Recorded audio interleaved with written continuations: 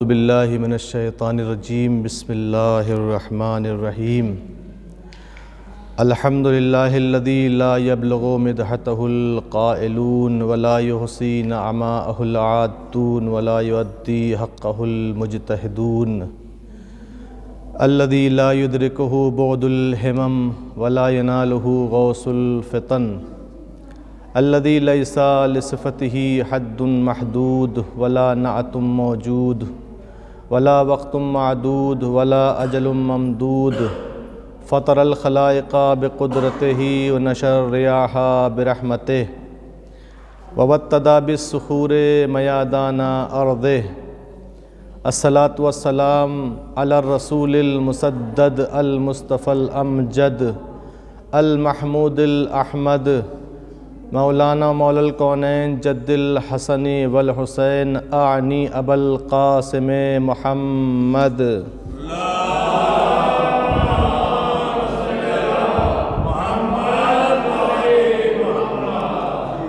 وعلى اہل بیتہ الطیبین الطاہرین المعصومین المظلومین الذین قال اللہ انما یرید اللہ لیذہب عنکم الرجس اہل البیت ویطہرکم تطہیرا صلی علی محمد ولعنۃ اللہ علی اعدائہم اجمعین من یوم عداوتہم الی قیام یوم الدین اما بعد فقط قال الامام السجاد علیہ الصلاۃ والسلام بسم اللہ الرحمن الرحیم انا للعباس عند اللہ تبارک و تعالی منزلۃ یغبطہ جمیع الشہداء یوم القیامہ۔ صلوات بھیج دیں محمد وآل محمد پر۔ محمد وآل محمد وعجل فرجہم۔ شب ولادت عباس علمدار لشکر حسینی، غازی باب الحوائج، سقائے سکینہ، پیکر وفا، ان کی ولادت کی شب ہے، بہت ہی مبارک اور بہت ہی حسین اور بہت ہی پرنور شب ہے۔ لہذا سب سے پہلے آپ تمام حضرات کے خدمت عالیہ میں اس جشن کی، اس مبارک جشن کی تبریک و تہنیت پیش کرتے ہیں۔ اسی کے ساتھ ساتھ پورے عالم اسلام کو، تمام مولا کے چاہنے والوں کو اس جشن کی مبارکباد پیش کرتے ہیں۔ تمام علماء کرام، تمام طلاب کرام، علماء ذوی الاحترام، بالخصوص ہم اپنی جانب سے، آپ تمام مومنین کی جانب سے، تمام مومنات کی جانب سے وقت کے امام زمانہ جل اللہ فرجہ شریف کی خدمت میں تبریک پیش کرتے ہیں۔ اللہ صلی علی محمد وعلی محمد۔ ایک اس سے بہتر مل جل کر صلوات پڑھیں محمد وعلی محمد۔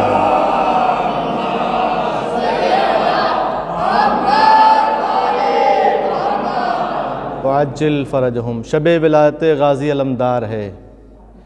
3 شعبان امام حسین علیہ السلام تشریف لائے اور 4 شعبان کو مولا عباس علمدار علیہ السلام کی آمد ہوئی۔ بڑا مقام ہے پروردگار کی نگاہ میں غازی علمدار کا، بڑی منزلت ہے، بہت ہی بلند مقام ہے اللہ کی نگاہ میں غازی علمدار کا، اس لیے کہ یہ میرے الفاظ نہیں ہیں کہ جو میں اپنے الفاظ آپ کو بیان کر رہا ہوں، یہ میری بات نہیں ہے۔ اس منبر سے کسی کی ذاتی، کسی شخصی کی بات بیان نہیں ہوتی ہے۔ اس منبر سے جو کچھ بیان ہوتا ہے یا تو وہ قرآن ہوتا ہے یا پھر حدیث ہوتی ہے۔ لہٰذا ہمارے آپ کے چوتھے امام، امام زین العابدین علیہ السلام کا ارشاد گرامی ہے۔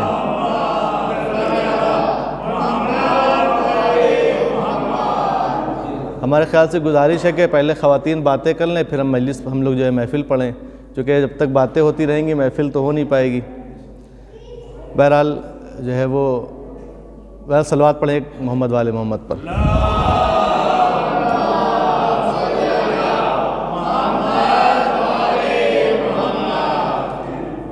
امام عالی مقام کا ارشاد گرامی ہے، فرماتے ہیں کہ بے شک حضرت عباس، میرے چچا عباس کا پروردگار عالم کی نگاہ میں وہ مقام، وہ منزلت ہے کہ وہ یہاں دنیا میں معلوم نہیں ہوگی، بلکہ قیامت کے دن دنیا کے تمام شہداء ان کے اس منزلت پر رشک کریں گے، ان کے اس مقام کو دیکھ کر رشک کریں گے۔ رشک مطلب یہ ہے کہ جیسے ہم کسی کی کوئی کامیابی دیکھتے ہیں تو فوراً آہ نکلتی ہے، اے کاش ہمیں بھی یہ مل جاتا، اے کاش ہمیں یہ منزلت مل جائے، اے کاش ہمیں یہ چیز مل جائے۔ ویسے ہی جناب عباس علمدار کی منزلت، ان کے مقام کو دیکھ کر روز قیامت تمام شہداء رشک کریں گے۔ کیا منزلت ہے حضرت عباس کی، کیا مقام ہے حضرت عباس کا، وہ مقام ہے پروردگار کی نگاہ میں جناب عباس کا۔ رشک کریں گے شہداء، عام انسان کی بات نہیں، اور شہداء رشک کریں گے۔ شہید کے بارے میں آپ جانتے ہیں کہ جب وہ دنیا سے جاتا ہے، اس کے خون کا ایک قطرہ زمین پہ گرتا ہے تو وہ سیدھے جنت جاتا ہے، یعنی اس کو وہ جنت واجب ہے۔ تو وہ شہداء جو خود جنتی ہیں وہ رشک کریں گے حضرت عباس علمدار کے مقام کے اوپر، یہ ہے منزلت ان کی۔ اور کیوں نہ ہو، اس لیے کہ جناب عباس علمدار اس ذات کا نام ہے کہ جس مولائے کائنات حضرت امیر کائنات نے زندگی بھر پروردگار سے کچھ نہیں مانگا، کبھی کوئی تقاضا نہیں کیا، کبھی کوئی حاجت نہیں بلند کی، بلکہ جب شب کی تنہائی میں، رات میں، سناٹے میں، راتوں کو جاگ کر شب نماز شب میں جو دعا مانگی ہے، جسے مانگا ہے، اسے عباس علمدار کہتے ہیں۔ صلوات پڑھیں حضرت عباس علمدار کی ذات پر، اللہم صلی علیہ۔ حضرت عباس علمدار کی منزلت کو سمجھنے کی ضرورت ہے، ان کے مقام کو سمجھنے کی ضرورت ہے، کیا مرتبہ اللہ نے ان کو دیا ہے، جس کو مولائے کائنات نے نماز شب میں مانگا ہے، جس کی دعا کی ہے، جس کے لیے اس بیٹے کو عباس علمدار کہتے ہیں۔ عزیزان گرامی، مولائے کائنات کے 4 بھائی ہیں، یعنی 3 بھائی اور ہیں جو 4 بھائی، مولائے کائنات کو ملا کر 4 بھائی ہیں، طالب، عقیل، جعفر طیار اور مولائے کائنات، 4 بھائی ہیں۔ تو امیر کائنات اپنے بھائی عقیل سے کہتے ہیں کہ اے عقیل، اے بھائی عقیل، ایک ایسا خاندان بتاؤ، ایک ایسا خاندان جو باشرف ہو، با فضیلت ہو، با کردار ہو، با وقار ہو، کہ اس خاندان، بہادر خاندان کی بیٹی سے میں ازدواج منسلک کروں، تاکہ اس سے جو بیٹا پیدا ہو، عباس جیسا بیٹا پیدا ہو، جو میرے بیٹے حسین پر کربلا میں کام آئے۔ اب محسوس کر رہے ہیں آپ؟ اچھا، سوال یہ ہے کہ خود مولائے کائنات جناب عقیل سے کیوں کہہ رہے ہیں؟ بھائی مولائے کائنات امام ہیں، ولی خدا ہیں، اور علم لدنی رکھتے ہیں، علم غیب رکھتے ہیں۔ ظاہر سی بات ہے کہ جو علم غیب رکھتا ہو جناب عقیل، امام وقت سے زیادہ تو نہیں جانتے ہوں گے، امام وقت سے زیادہ تو ان کی نالج، ان کا علم نہیں ہوگا،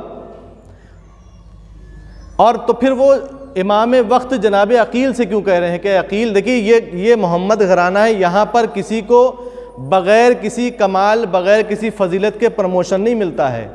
یہ تصور نہ کیجیے گا کہ اپنے بھائی کو پروموٹ کر رہے ہیں، اپنے بھائی کو آگے بڑھا رہے ہیں، یہ ہمارا کام ہے، ہم کسی نااہل کو چند پیسوں کے لیے پروموٹ کر دیتے ہیں، اس کو آگے بڑھا دیتے ہیں، اور جو اہلیت رکھتا ہے اس کو گرا دیتے ہیں، یہ ہمارا اور آپ کا کام ہے۔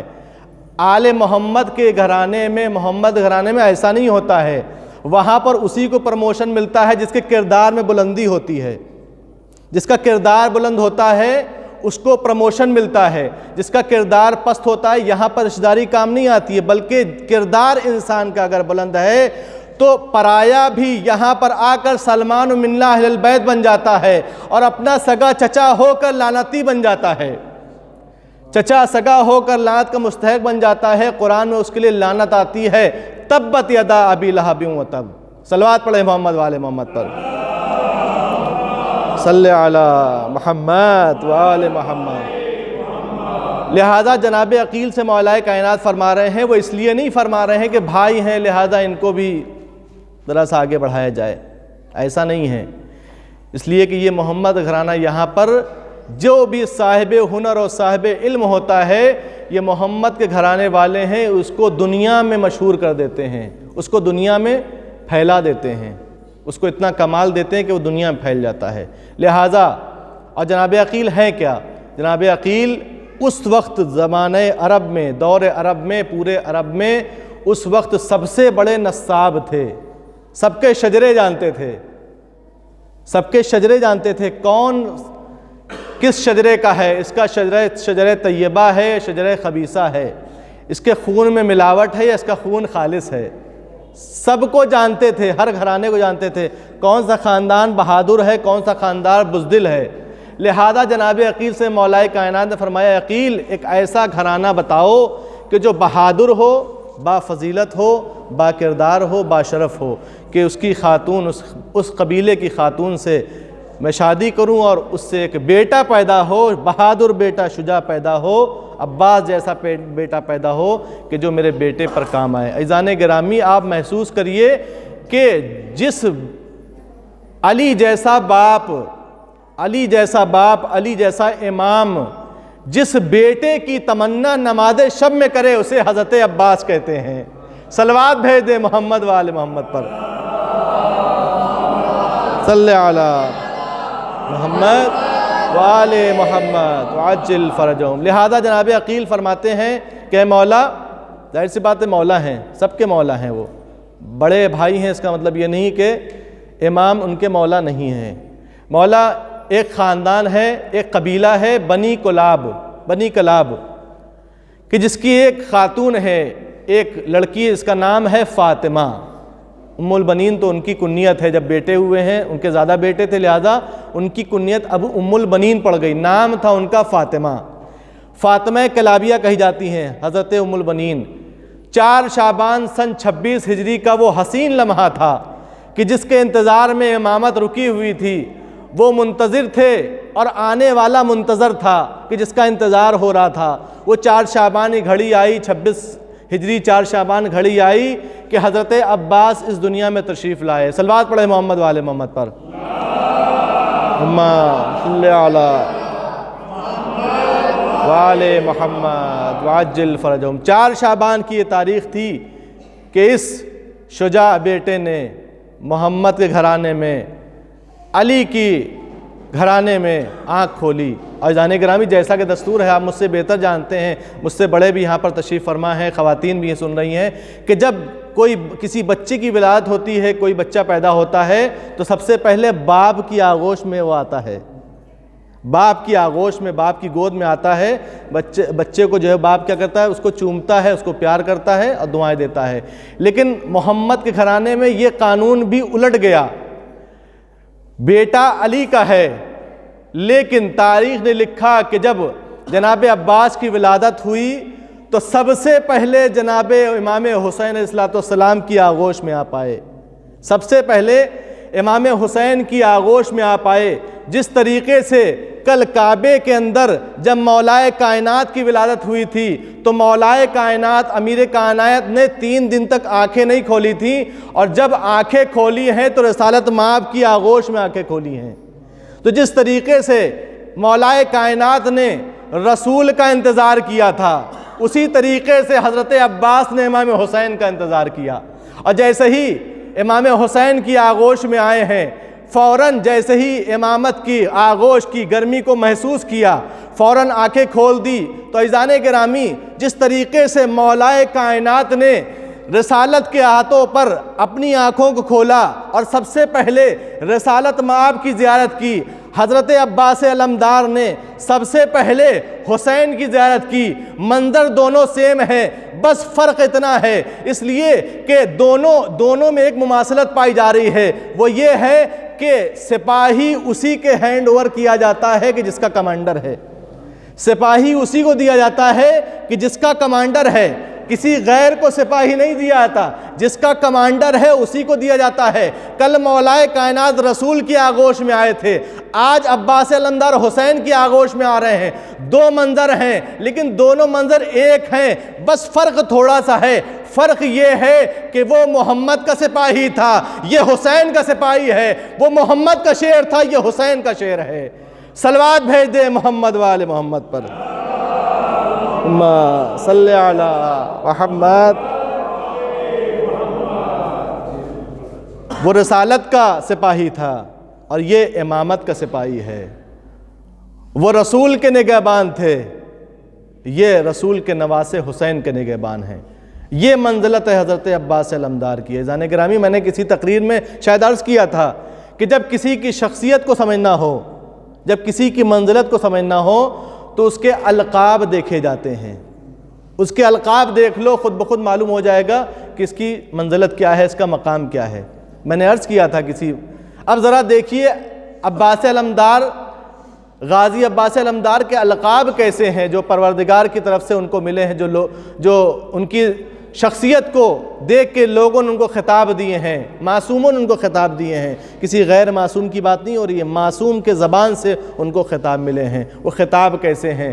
حضرت عباس علمدار ابو الفضل کہا جاتا ہے، ابو الفضل حضرت عباس، ابو الفضل العباس، فضیلتوں والے۔ وقت نہیں ہے کہ میں ہر ایک لقب کی وضاحت کروں، اس کی جو ہے وہ تشریح کروں، اس لیے کہ ہر ایک لقب جو ہے وہ اپنے آپ میں حضرت عباس علمدار کی فضیلتوں کا ایک سمندر ہے۔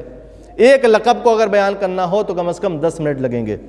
حضرت عباس علمدار کی ابو الفضل، میں صرف لقب گنا رہا ہوں، بچوں کو بھی معلوم ہونا چاہیے۔ ابو الفضل، ابو القریہ، ابو القاسم، قمر بنی ہاشم، سقائے سکینہ، عبد صالح، المواسی،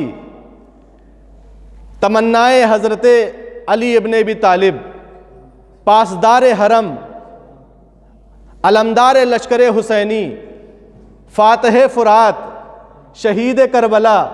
کیسے کیسے لقب ہیں، ان میں سے ایک لقب اتنا لطیف ہے کہ جسے تمنائے علی ابن ابی طالب کہا جاتا ہے۔ حضرت عباس کو کہتے ہیں تمنائے علی ہیں، تمنائے مولائے کائنات۔ ابھی آپ نے سنا کہ نماز شب میں مولائے کائنات دعا کرتے تھے، تمنائے علی ہیں، چونکہ امام علی کی تمنا تھی کہ حضرت عباس پیدا ہوں۔ عزیزان گرامی، قرآن مجید کی ایک آیت ہے وَمَنْ يَشْرِي نَفْسَهُ ابْتِغَاءَ مَرْضَاتِ اللَّهِ۔ یہ کون ہے؟ وہ کون ہے کہ جو اللہ سے اپنے نفس کے بدلے اللہ کی مرضی خریدے، جو اپنا نفس بیچ دے اللہ کو اور اپنی اللہ کی مرضی خرید لے۔ وہ کون ہے؟ قرآن کہہ رہا ہے وہ کون ہے؟ یہ آیت اس وقت نازل ہوئی جب شب ہجرت کا موقع تھا۔ رسالت مآب ہجرت کر کے مکے سے مدینے جا رہے تھے، اپنے بستر پر مولائے کائنات کو سلا رہے تھے، اور جب مولائے کائنات رسول کے بستر پر چاروں طرف ننگی تلواریں تھی، کافروں اور مشرکوں کا ہجوم تھا، اور اس مجمع میں علی کو تنہا چھوڑ کر اپنے بستر پر لٹا کر جب رسول مکے سے مدینے ہجرت کرنے جا رہے تھے، اس وقت یہ آیت نازل ہوئی کہ جس کا مفہوم یہ ہے کہ کون ہے کہ جو اپنے نفس کو اللہ کی مرضی کے بدلے بیچ دے، یعنی اپنا نفس بیچ دے، اللہ کی مرضی خرید لے۔ یہ اس واقعے کی طرف اشارہ ہے۔ تو یہ مولائے کائنات کی ذات تھی جنہوں نے اس رات میں اپنا نفس بیچ کر اللہ کی مرضی خریدی تھی، اپنا نفس بیچا تھا، اللہ کی مرضی خریدی تھی۔ یعنی شب ہجرت کے بعد سے علی کا نفس اللہ کا نفس ہو گیا، علی کی جان اللہ کی جان ہو گئی، علی کی روح اللہ کی روح ہو گئی، علی کا وجود اللہ کا وجود ہو گیا۔ میں جملہ آپ کے سامنے پیش کرنے جا رہا ہوں حضرت عباس علمدار کی منزلت کو پہچاننے کے لیے۔ یہ خالی ایک لقب ہی کافی ہے۔ تمنائے علی کیوں کہتے ہیں؟ چونکہ حضرت عباس علمدار اگر شب ہجرت سے پہلے پیدا ہوئے ہوتے، اگر شب ہجرت سے پہلے پیدا ہوئے ہوتے تو صرف تمنائے علی ہوتے۔ چونکہ شب ہجرت میں مولائے کائنات کا نفس اللہ کا نفس ہو گیا، مولائے کائنات کا نفس کی جان اللہ کی جان ہو گئی، علی کا روح اللہ کی روح ہو گئی، علی کا وجود اللہ کا وجود ہو گیا، اور حضرت عباس شب ہجرت کے بعد پیدا ہوئے ہیں۔ لہٰذا اگر شب ہجرت سے پہلے پیدا ہوئے ہوتے تو صرف تمنائے علی ہوتے، لیکن چونکہ اب نفس علی اللہ کا نفس ہو گیا، شب ہجرت کے بعد پیدا ہونے والے حضرت عباس اب صرف نفس علی نہیں ہیں بلکہ نفس خدا بھی ہیں، صرف نفس علی نہیں ہے بلکہ نفس خدا بھی ہیں۔ اب اللہ کا نفس، علی کا نفس اللہ کا نفس ہے، علی کی تمنا اللہ کی تمنا ہے، جسے حضرت عباس کہا جاتا ہے۔ ایک صلوات بھیج دیں محمد والے محمد پر، صلی علی محمد والے محمد وعجل فرجہم۔ یہ ہے منزلت عباس کہ جو تمنائے علی ہونے کے ساتھ ساتھ تمنائے خدا ہو۔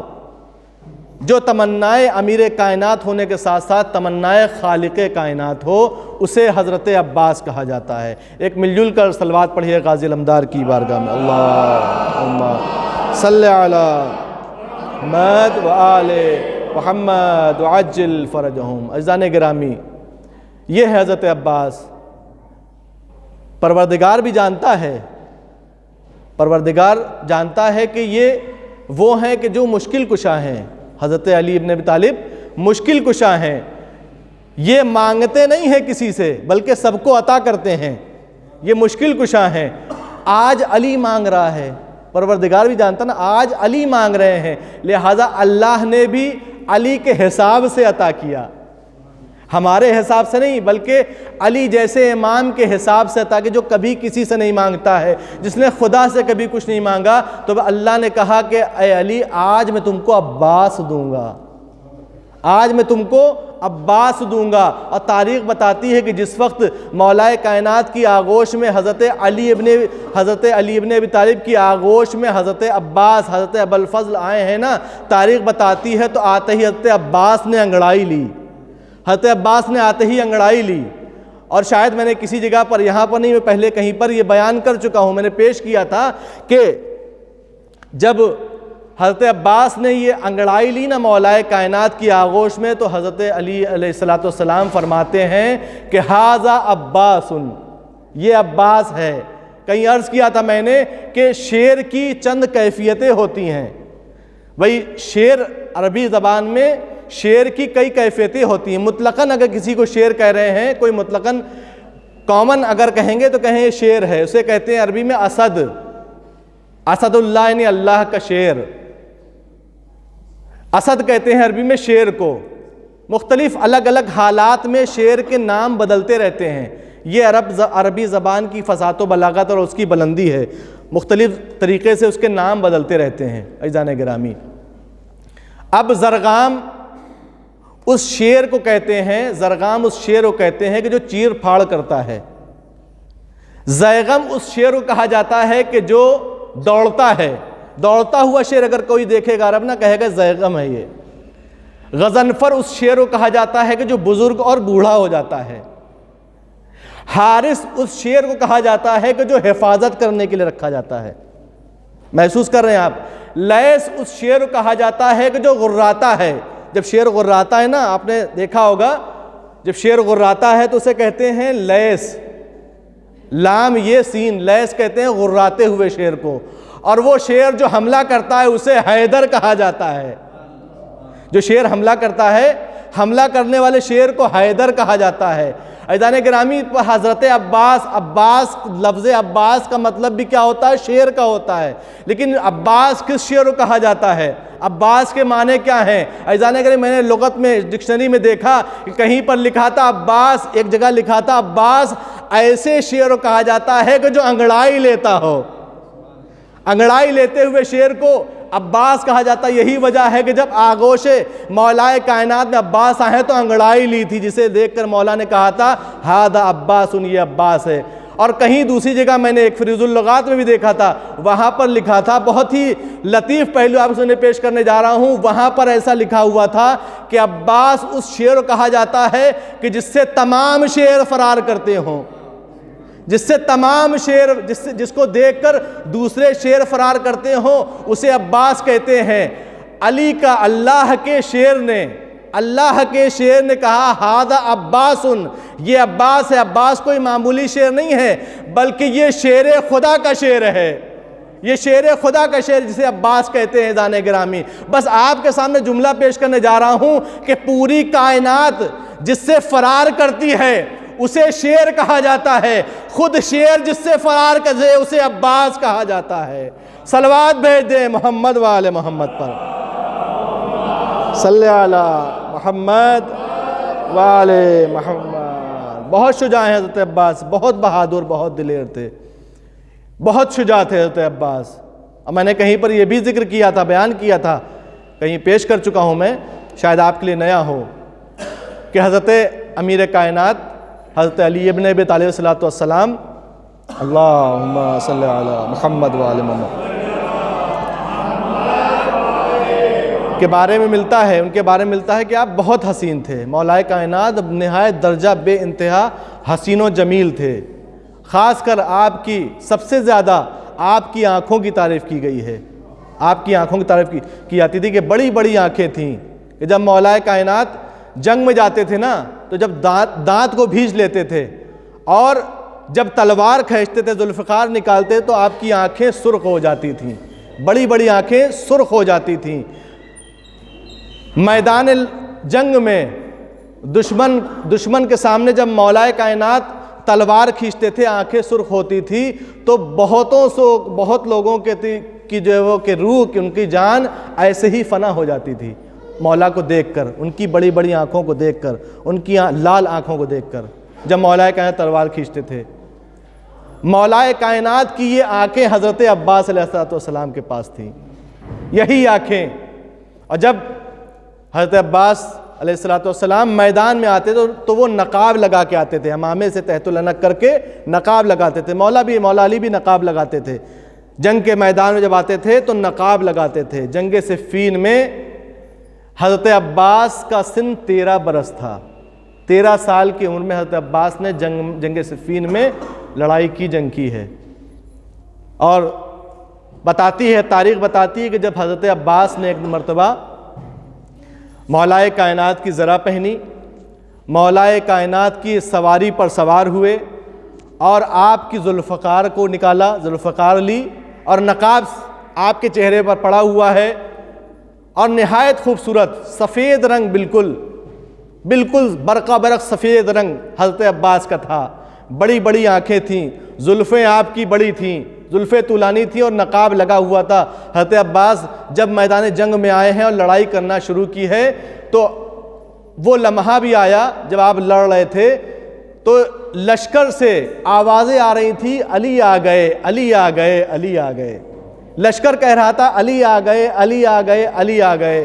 کسی نے آ کے مولا سے کہا، مولا آپ یہاں وہاں لشکر میں ہر انسان چیخ پکار مچا رہا ہے کہ علی آ گئے، علی آ گئے، علی آ گئے۔ مولا یہ سن کر مسکرائے اور مسکرا کر مولا نے کہا کہ لڑنے والے سے جا کر کہہ دو کہ علی نے بلایا ہے، لڑنے والے جا کر کہہ دو علی نے بلایا ہے۔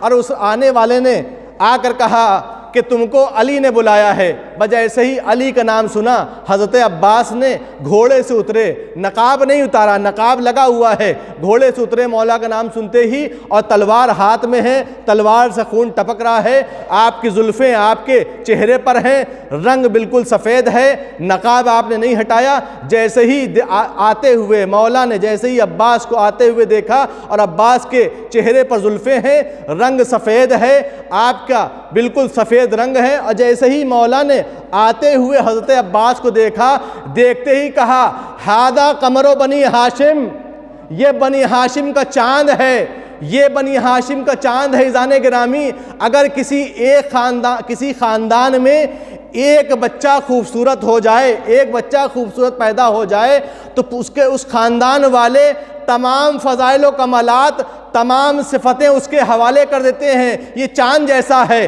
یہ سورج جیسا ہے، یہ نور جیسا ہے، یہ ستارے جیسا ہے، ساری فضیلتیں اس کے لیے ہے، ارے اس کے جیسا تو کوئی ہو نہیں سکتا ہے۔ تو عزیزان گرامی، مولا کائنات اسے قمر بنی ہاشم کہہ رہے ہیں۔ ایک اگر خاندان میں ایک بچہ خوبصورت ہو تو اس کو تمام فضیلتیں مل جاتی ہیں، تو جہاں پر سارے ہی خوبصورت ہوں، جہاں پر سب ہی خوبصورت ہوں، حمزہ ہو، کوئی حمزہ ہو، کوئی جعفر طیار ہو، کوئی علی ابن ابی طالب ہو، کوئی رسالت مآب ہو، امام حسن و امام حسین کہ تو نام ہی حسن سے نکلے ہیں۔ جہاں سبھی خوبصورت ہوں، جہاں سبھی حسین ہوں، وہاں پر اللہ کا شعر مولا کائنات حضرت عباس علمدار کے لیے خطاب کر کے کہہ رہے ہیں، ہادہ قمر بنی ہاشم، یہ بنی ہاشم کا چاند ہے۔ تو جہاں سبھی خوبصورت ہوں، جہاں سبھی حسین ہوں، جہاں سبھی حسین و جمیل ہو، وہاں پر اگر کوئی قمر بنی ہاشم بن جائے تو اسے حضرت عباس کہتے ہیں۔ ایک صلوات بھیج دیں محمد وآل محمد پر، صلی علی محمد وآل محمد وعجل فرجہم۔ عزیزان گرامی، یہ ہے حضرت عباس کی منزلت ان کا مقام۔ اور اب میں کچھ 2-3 اشعار کے ذریعے آپ کی زحمتوں کو اور اس محفل کو بھی ختم کرتا ہوں۔ ایک بلند ترین نعرہ صلوات سے سہارا دیجیے، اللہ۔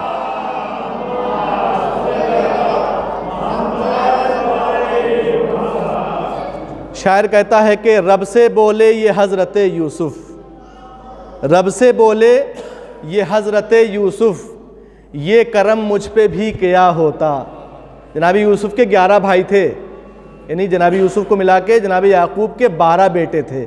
رب سے بولے یہ حضرت یوسف، یہ کرم مجھ پہ بھی کیا ہوتا۔ رب سے بولے یہ حضرت یوسف، یہ کرم مجھ پہ بھی کیا ہوتا۔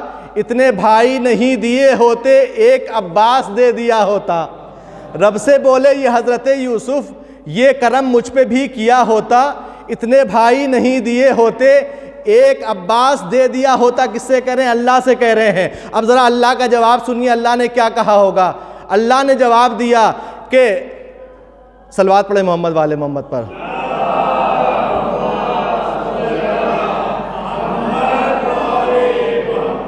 اتنے بھائی نہیں دیے ہوتے، ایک عباس دے دیا ہوتا۔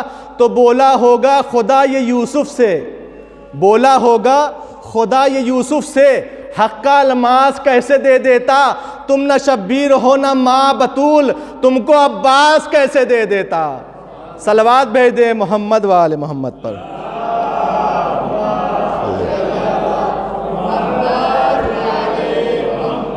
وعجل فرجهم الہی بحق الزہرا و ابیہا و بعلہا و بنیہا و سر المستودع فیہا۔ پروردگارہ تجھے اس مولود کا واسطہ، تجھے عباس علمدار کا واسطہ، تجھے باب الحوائج کا واسطہ، ہم میں جو بیمار ہیں ان سب کو شفائے کامل و عاجل عنایت فرما۔ پروردگارہ جو بھی بیمار ہیں ان سب کو شفائے کامل و عاجل عنایت فرما۔ پروردگارہ جو بھی پریشان ہیں ان سب کی پریشانیوں کو دور فرما۔ جو بے اولاد ہیں ان سب کو اولاد نرینہ عطا فرما۔ جو روزگار حلال کے تلاش کر رہے ہیں ان کو روزگار حلال عطا فرما۔ پروردگارہ جہاں جہاں بھی شیعان حیدر کرار ہیں ان کی جان و مال و عزت و آبرو کی حفاظت فرما۔ جہاں مومنین ظلم کا شکار ہیں ان سب کو ظلم سے رہائی عطا فرما۔ ظالمین و مستکبرین کو نیست و نابود فرما۔ اسلام کے پرچم کو سربلندی عنایت فرما۔ کفر و نفاق و شرک کے پرچم کو سرنگو فرما۔ پروردگار تجھے محمد و آل محمد کا واسطہ ہماری حیات رہتے ہوئے جب تک ہم زندہ ہیں ہمیں ایک بار مولا عباس کی زیارت نصیب فرما، ان کے روضے کا دیدار فرما۔ اول و آخر ہماری یہی دعا ہے، معبود جلد از جلد امام زمانہ علیہ السلام کے ظہور میں تعجیل فرما، ہم سب کو ان کے ناصرین و مددگار میں شمار فرما۔